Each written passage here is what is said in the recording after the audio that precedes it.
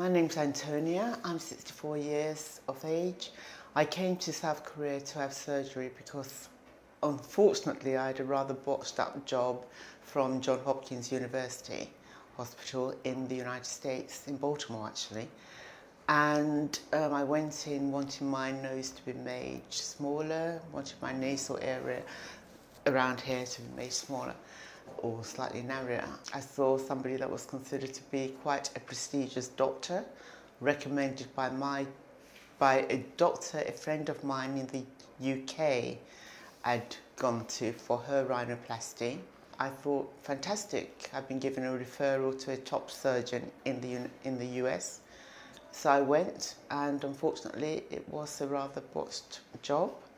I came away looking, in my opinion, much worse than I had done before I'd gone in for surgery. So I was rather distressed about that. Went back to the UK, waited a year, of course. Unfortunately, COVID actually hit, so there wasn't really much I could do, but it gave me the opportunity to research. So I researched, read lots of online forums, literally post by post, and like I said, I read thousands of posts, and Dr. Kim's name came up. And one of the reasons it kind of made an impression on me was that somebody said that he actually listened to them, listened to their concerns, and they said he was interested in the overall look. So I actually contacted other hospitals and doctors, and I did receive some what looked like really promising replies actually. But one response was from a doctor who said, "I can't help you. No one can help you." And that, you can imagine how I felt. I basically just started crying when a doctor says nobody can help you.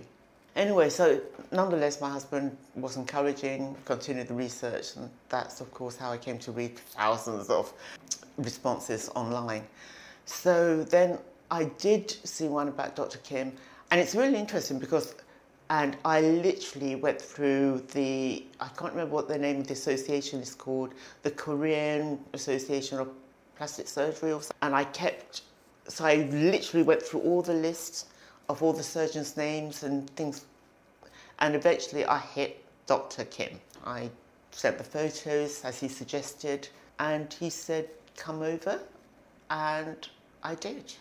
It was just the comments he made, and I felt he wasn't trying to promise me heaven or promise me, okay, we're now going to see Dr. Kim to give you a bit more information about what he thought, and also, of course, I'll give you a bit more information about my journey. You actually contacted me through WhatsApp. Yeah. And for me, what I told you on WhatsApp was, I'll try to do the best I can. So the problems that you had very wide dorsum, irregularities, you wanted more tip projection, and it's obviously what most people want. So I don't have a problem with operating, and that's something that I do well, so that was not my concern. My only concern was in the COVID area, having you come in all this way for a doctor that you've never met, and you made that decision so just on the fly. Yeah.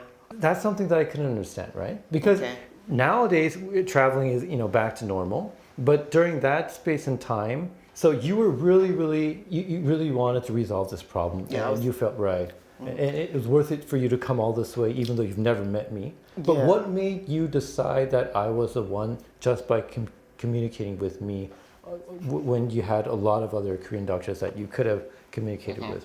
Right? I felt desperate. Right. And then the second reason was on that same forum where I found your name, and somebody said, go with the plastic surgeon who you feel good about. I see. And thinking back now, when I'd gone to America, when I saw that surgeon, I actually didn't feel great about him. When I first went in September, I actually hadn't felt great with that. But because he'd been recommended, I felt he's got to be good, because I know it's hard to find a good surgeon. So I went with my gut. Because I know you were surprised, because I remember you actually saying to me, go and think about it. And I was like, no, I'm decided. I remember you saying that.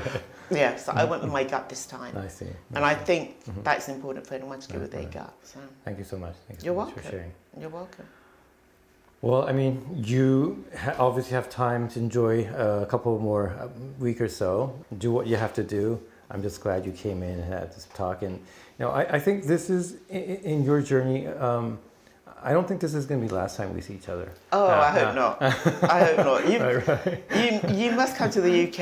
I will, definitely. Even my God. My expectations are really high, and my thoughts are I really want to do a lot more background study before I go. So I want to be more careful, but I'm gonna call you in. Please do come to the UK. I will. Oh, it'd be great. Great. It'd be wonderful to have you. Right. Thank you. Thank you so much, Antonio. Thank you so much. Thank you so much. I do like connecting with my patients, and that's what I do. Which is great. And why did you, after seeing my photos, because people, yes, they reply before they see the photos. You asked me to send the photos, and I sent the photos. Why did you feel when you saw my photos, you weren't scared by it? Because I'm confident in myself. That's what I love. That's what I love. Absolutely. That's wonderful. All right. Thank you so much.